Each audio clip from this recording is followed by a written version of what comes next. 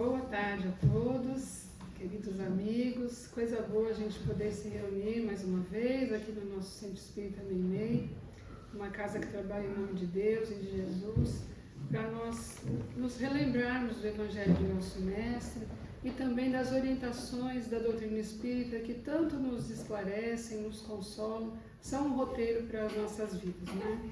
Então, como o Rogério disse, vamos dar sequência ao nosso estudo do Evangelho. Nós já estamos no capítulo 14, que foi iniciado na semana passada, então eu vou tratar agora só dos dois últimos itens do capítulo, que são os itens 8 e 9. Então, no primeiro item, é o comentário de Allan Kardec, o item número 8. E ele é intitulado assim, Parentesco Corporal e Parentesco Espiritual. Kardec inicia dizendo assim, os laços de sangue não estabelecem necessariamente os laços espirituais. O corpo procede do corpo.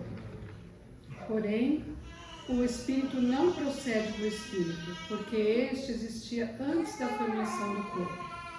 Então, este conceito é muito importante para nós quando a gente vai avaliar as relações familiares, não é? Porque o corpo dos familiares tem semelhanças, mas o espírito nem sempre, não é? Então a gente precisa ter isso em mente. Frequentemente reencarnamos com os espíritos com os quais já temos relações anteriores. As famílias não são formadas por espíritos aleatórios que se reúnem aqui na Terra por acaso ou por causas aleatórias. Então não existe o acaso e nem o erro da divindade na hora de formar as famílias. A gente é agrupado com aqueles com quem a gente deve estar. Pelo contrário até, as reencarnações são muito bem programadas, planejadas por espíritos de alta condição evolutiva que nos ajudam a aproveitarmos da melhor maneira possível nossa experiência aqui na matéria. Então fica bem claro que, segundo o comentário de Kardec aqui, nós temos dois tipos de família. A família espiritual e a família carnal ou consanguínea. E qual que é a nossa verdadeira família? Aqui pelo olhar da matéria a gente sabe que a nossa família é essa que, né, quando a gente nasceu. Mas esse conceito que o Espiritismo nos traz amplia a nossa visão e mostra que a nossa verdadeira família é a família espiritual, porque ela já existia anteriormente dessa experiência aqui, terrena, e também é a nossa família carnal, né? Temos as pessoas da nossa família espiritual reencarnadas junto com a gente e vamos também, depois dessa experiência, continuarmos juntos. Então, a nossa verdadeira família é a família espiritual. Ela é a mais duradoura, porque ela é formada por laços de simpatia, de comunhão de pensamentos e de sentimentos que nos nutrem psiquicamente. Normalmente, a família carnal também tem os membros, né, as pessoas da nossa família espiritual. Mas pode acontecer que entre esses membros da família carnal esteja alguém que não é exatamente da nossa família, pelo contrário, que destoam do grupo, que trazem antipatias ou desvios de conduta, que não agem conforme o caráter das outras pessoas do grupo. São aqueles que reencarnam para se beneficiarem da convivência com seus parentes, que lhe possam auxiliar no seu desenvolvimento moral, ou que são vinculados aos familiares carnais por vínculos de antipatia ou condutas equivocadas que precisam ser expiadas numa nova vida. Então, pessoas que se uniram psiquicamente por laços de rancor, de mágoas ou antipatias, podem vir a renascer na mesma família para que tenham oportunidade de deixarem para trás os fatos tristes ocorridos e colocarem no lugar novas atitudes mais coerentes com a lei de amor, que é a lei de Deus, né? Então, a proposta de Deus é sempre a de nos reunir, não para nos dificultar ou para nos punir, mas se a gente teve algum compromisso que nós firmamos através de erros, de equívocos, de más condutas com alguns irmãos, nós somos reunidos agora na mesma família com a proposta de colocarmos novas atitudes em cima daquelas equivocadas, de termos outra experiência mais feliz. Porque quando a gente está com um remorso, com uma culpa, com um sofrimento, ou mesmo com um ódio, a gente perdeu a paz, perdeu a felicidade por alguma coisa que aconteceu muito grave, essa oportunidade que se renova da gente desfazer tudo isso, né, ter experiências positivas agora, é uma bênção muito grande. Então é essa proposta de reunir na mesma família elementos que não são da família espiritual, são vinculados, se vincularam por equívocos. Mas a gente na condição de pai e filho, de parentesco próximo, ou de mãe e filho ou filha, ou de irmãos, ou até de cônjuges, né, esposa e esposo, são relações que sugerem proteção, né, atitudes de cumplicidade, de respeito, de companheirismo, de mútua ajuda, de amor até. Ou seja, quando nós estamos vivenciando essas relações, nós somos incentivados a termos essas atitudes, mesmo que elas ainda não sejam naturais no nosso coração. Então, exercendo esses papéis, a gente vai ter dificuldades com aquela pessoa que é antipática a nós, mas mesmo assim, as oportunidades são renovadas e essa sugestão de amor, de carinho, de companheirismo que essas relações nos permitem, vão acabar por mudar aquela situação que antes existia. Nós temos muitas mensagens dos bons espíritos que falam sobre isso, sobre as relações de família, porque eles sabem das nossas dificuldades, não é? Nós viemos aqui na Terra com o objetivo de progredirmos. E essas pessoas que vêm com a gente na família consanguínea são as pessoas que são colocadas a dedo para serem trabalhadas com a gente. E sabendo dessa dificuldade, os espíritos e próprio Allan Kardec colocaram essas mensagens para nos esclarecer, para nos auxiliar, para nos dar um roteiro. Tem uma mensagem de André Luiz que já, pelo título, a gente já sabe que ele está falando diretamente sobre isso. Se chama Parentes Difíceis. E diz assim, eu vou ler só alguns trechos. Aceite os parentes difíceis na base da generosidade e da compreensão, na certeza de que as leis de Deus não enlaçam uns com os outros sem causa justa. O parente problema é sempre um teste com que se nos examina a evolução espiritual.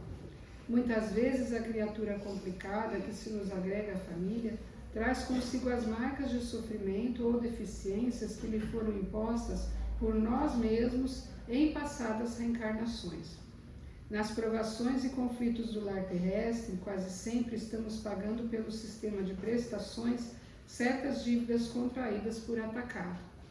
Então aqui ele traz bem esse conceito, que nós não somos muitas vezes assim uma vítima, né, das situações. Pelo contrário, às vezes a gente colaborou com o desequilíbrio desse irmão, ou a gente mesmo que provocou alguma coisa. Então, agora a gente está tentando auxiliar uma coisa que a gente mesmo que promoveu. Então, a gente muda o nosso enfoque, né? Quando a gente tem esses conceitos. A reencarnação é uma oportunidade muito valiosa e a gente não deve desperdiçar. Por isso que ele fala que a gente não deve se afastar dos parentes problema. A gente sabe que muitas vezes a situação é muito difícil, mesmo porque uma relação é feita de duas pessoas. Não adianta a gente ter a disposição de um relacionamento afável se o outro ainda não está equilibrado e voltado a isso. Então, tem situações extremas em que não é possível nem a convivência sadia ou mesmo segura, não é verdade? Mesmo assim, mesmo que a gente tenha que ficar afastado, a gente pode manter as orações, a gente pode pedir por essa pessoa e estar disposto a ajudar naquilo que for possível. Então, a qualidade do nosso sentimento, mesmo que não seja possível a convivência ou a atuação mais direta, é que faz também a diferença, não é? Pelo menos a nossa parte a gente vai estar fazendo. O segundo item, então, o último item deste capítulo, ele fala sobre a ingratidão, se chama A Ingratidão e os Laços de Família. É uma mensagem do Espírito Santo Agostinho, porque já é na parte das instruções dos Espíritos, da parte final do capítulo. Esse espírito começa a mensagem nos afirmando que a ingratidão é fruto imediato do egoísmo e que sempre revolta os corações virtuosos, especialmente a dos filhos para com os pais. Porque este capítulo se chama Honrai a vosso pai e a vossa mãe, capítulo 14, né? Então essa mensagem fala mais exatamente sobre isso, sobre a ingratidão ou a relação dos filhos para com os pais. Então ele ressalta também a importância da reencarnação, o quanto essa oportunidade é valiosa, porque quando estamos no mundo espiritual conservamos as nossas virtudes, mas conservamos também os nossos vícios, as nossas paixões, o nosso remorso, a nossa tristeza por coisas que aconteceram. Então, e a dor também, né, que nós sentimos pela consciência culpada, por estarmos vendo alguém que a gente desviou do bom caminho, também o sofrimento, e lá pouca coisa a gente pode fazer. Então a gente perde muitas vezes outra oportunidade, e essa oportunidade, quando nos é concedida, nós temos toda uma preparação, temos o planejamento reencarnatório e aqui estamos. Nem sempre nós nos encontramos numa condição boa no plano espiritual e por isso nós temos a necessidade de evoluir e de vir à Terra para isso. É necessário voltar à Terra para aliviarmos as nossas dores do espírito e para nos aproximarmos um pouco mais de Deus, da felicidade e do amor. Pela misericórdia de Deus, ao reencarnarmos, esquecemos o passado, porque seria uma tarefa muito difícil, mesmo estando nos papéis de mãe, de pai, de irmão, a gente ficar com uma pessoa que a gente lembrasse de tudo que aconteceu, né? Então o esquecimento é uma misericórdia divina. Conservamos só o que temos no nosso espírito, as virtudes já conquistadas e também as imperfeições que precisam ser trabalhadas. Chegamos aqui e intimamente reconhecemos as simpatias e as antipatias, mesmo sem recordarmos dos fatos. Se analisarmos cada um dos nossos familiares, conseguiremos identificar o papel de cada um nas nossas vidas. Quais são aqueles em quem nós podemos nos apoiar, quais são aqueles com os quais precisamos nos reajustar perante a vida. Não é uma tarefa tão difícil, não é? A gente sente intimamente quando a gente tem afinidade com um ou com o outro. Quando os pais recebem um filho, eles recebem a missão de aproximarem de Deus aquele espírito e receberão a recompensa se a fizerem bem. Então ele diz assim: lembrai-vos de que a cada pai e a cada mãe perguntará a Deus: que fizestes do filho confiado à vossa guarda? Se por culpa vossa ele se conservou atrasado, tereis como castigo vê-lo entre os espíritos sofredores, quando de vós dependia que fosse ditoso. Então, vós mesmos, assediados de remorsos, pedireis, vos seja concedido reparar a vossa falta. Solicitareis para vós e para ele outra encarnação, em que o cerqueis de melhores cuidados e em que ele, cheio de reconhecimento, vos retribuirá com o seu amor. Mas se os pais têm uma missão, né, como ele fala, os filhos também têm. Têm a obrigação de consciência, de aproveitarem a experiência que lhes foi dada e também de reconhecer a importância dessa experiência e de quem lhes deu essa nova chance, né, através dos pais ou daqueles que fizeram o papel de pai e conseguiram sustentar a encarnação até que a gente consiga ter a própria individualidade, que a gente consiga ter a própria independência. Então, a gratidão pela nova etapa de evolução faz parte dessa consciência. E mesmo que não haja ainda entre o filho e o pai ou a mãe laço de amor, deve-se atender ao dever da piedade filial, da maneira como for possível, lembrando que não nos é dado o direito de julgarmos nossos pais. Muitas vezes os pais não agem conforme deveriam, mas eles responderão a Deus pelos seus atos, e não a nós, não é?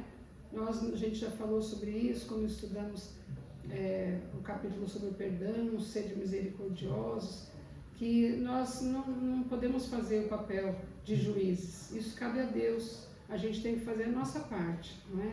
Então, se não é possível ter uma convivência mais estreita com os pais, se eles não cumpriram com a missão que deveriam, Isso vai ser, depois da consciência de cada um, o reajuste deles com a lei divina.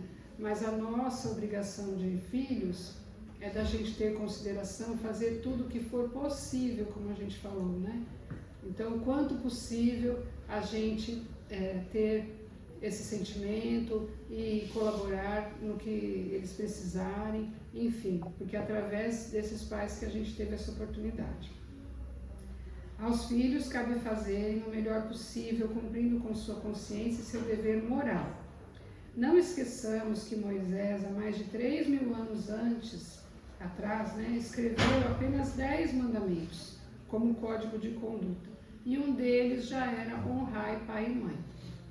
Então, só coisas básicas que Moisés nos pediu: não matar, não roubar e honrar pai e mãe. Depois Jesus veio e confirmou os mandamentos, né? Então ele disse que ele estava confirmando o que foi dito, ou seja, que era para a gente cumprir a lei de Moisés, e acrescentou ainda a lei do amor e tudo que ele nos trouxe. Mas ele não contradisse isso, quer dizer, Jesus confirmou esse mandamento. E depois, agora, com o esclarecimento da doutrina espírita, que seria a terceira revelação da lei de Deus, nós temos ainda mais entendimento de por que nós temos que fazer isso, honrar pai e mãe.